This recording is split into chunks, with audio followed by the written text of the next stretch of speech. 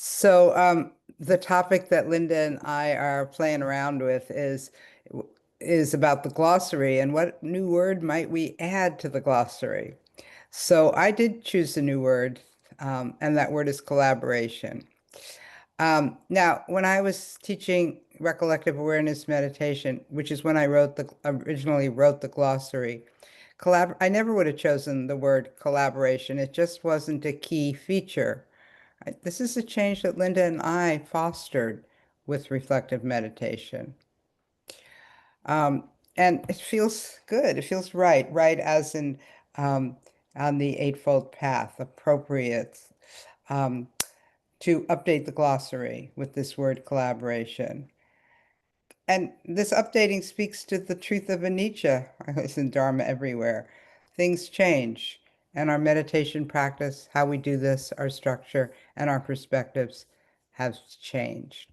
So I took my first attempt at describing collaboration and reflective meditation. Please know this is just my first attempt. I'm sure if I worked on it more, it would get better. But here's where I began. Your wisdom is not just yours. It has come through the words of countless others. Hopefully, over time, it becomes more your own. It deepens into something that you know for yourself. Maybe, hopefully, that you know through and through. And maybe then you share it with someone else when the time is right. They might add a bit more, see it from a slightly different angle. So that was my first attempt at a definition, but I went to AI because we seem to be playing around with that. And I asked, and AI is like, it's getting a little weird, I have to tell you. Linda and I looked at something in AI yesterday in preparation for the retreat we're teaching soon. And God, it told us what we thought. It said Kaufer and Modaro have this perspective. And my God, it was better than I could have said it. Anyway, I went to AI and I asked it how collaboration functions in reflective meditation. And it found some really good descriptive words. So I'm going to go back and forth with AI. I'm going to read what they say and I'm going to respond. So here's from AI. This is what their first paragraph. When many people think of meditation, they picture a solitary figure sitting alone, eyes closed, aiming for stillness or silence. And while solitude certainly has its place, reflective meditation offers something else, a deeply relational and collaborative approach to inner life. Here's my response to AI. I love that AI stated it this way. It really gives me a lot to think about. I have always been relational and collaborative. It's really my natural way of being. It makes me think back to kindergarten. I got in trouble. I got in big trouble because I was too close to my best friend, Barbara Berman. Um, and the big trouble was it went on our class record that we should never be in the same class again throughout elementary school. That was a good way to break up a relationship. But anyway, back to my, I think I was always yearning. When I think about this kindergarten thing, well, yeah, I was like always yearning for more and for deeper relationships. But then I thought about this thing about being relational and collaborative about my inner life. And I do that. That's what we do together, don't we? Um, and it made me think about loneliness. They consider it an epidemic these days. People are talking about it. And I thought, I don't experience it very often. And I think it just might be because I have several relationships where I am able to deeply share my inner life. I'm not sure, just some morning reflections. So back to AI. In this practice, we don't separate the individual from the collective. We sit alone, but we reflect and learn together. What arises in our meditation, whether it's a memory, an image, an emotion, or just restlessness, can be shaped, deepened, and more fully understood through dialogue and shared inquiry. Okay, this paragraph I changed some. Um, yes, of course, we understand that our own individual perspectives and the collective or the Sangha is what we call the collective. This is interdependent. We are feeding one another. We are conditioning one another. We are mutually dependent. We impact and change one another. But we also value individual perspectives more than I think that paragraph gives says. Um, both are necessary. We learn and on our own and together. So then AI breaks it down into collaboration shows up in three primary ways. The first one is between the teacher and the practitioner. AI says that rather than placing the teacher in the role of the expert or interpreter, we view the teacher as a kind of companion in inquiry, someone who's practiced a bit longer perhaps, but who doesn't hold the truth of your experience. You are the expert on that. Okay, I think AI nailed it on this paragraph. Um, this is a big change that happened with reflective meditation, and it really characterizes the difference with recollective awareness meditation. I used to sit around, and many of us did, with bated breath, waiting for Jason Siff's next words of wisdom. I thought that it was extra special, way beyond what I knew or even could ever know. And it wasn't just Jason that I regarded this way, it was many Buddhist teachers.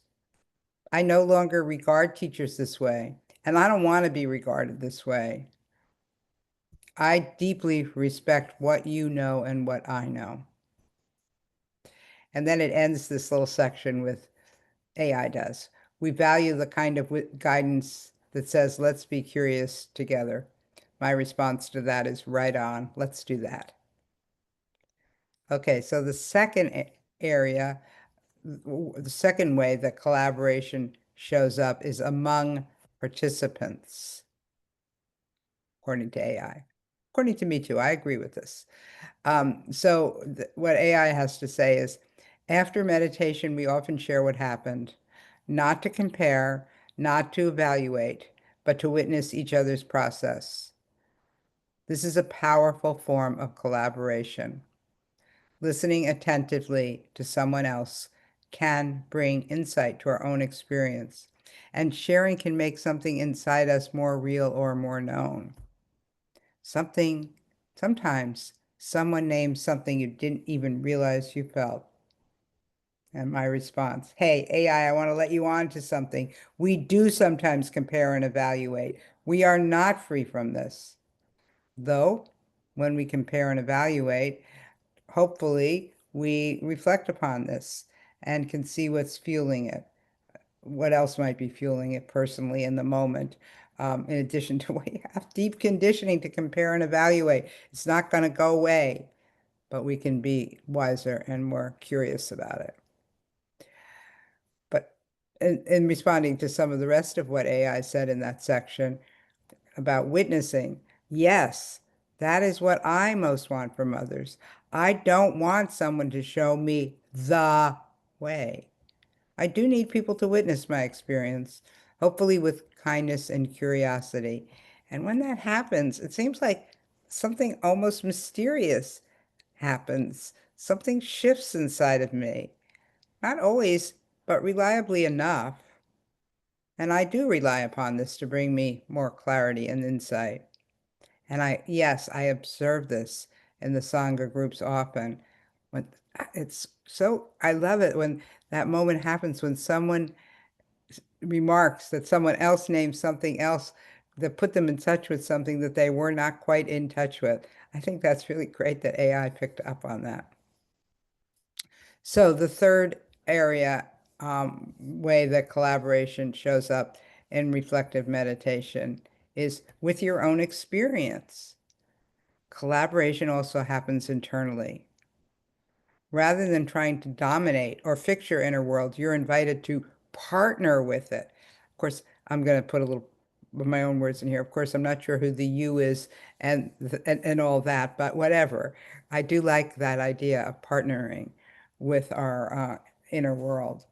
To be in conversation with your mind, your emotions, your memories, to listen deeply and allow space for what's unfolding, even if it doesn't make sense right away.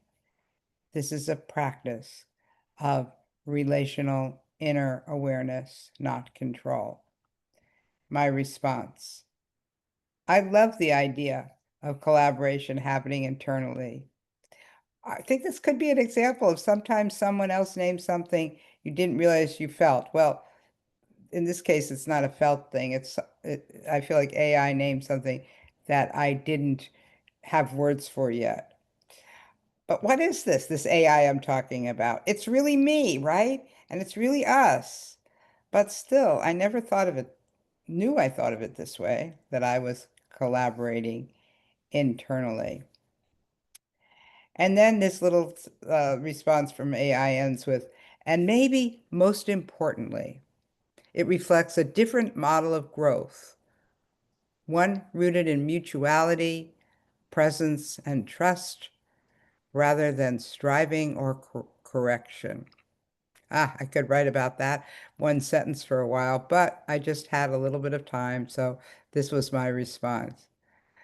Hmm, I think it is a different model of growth. I love that term.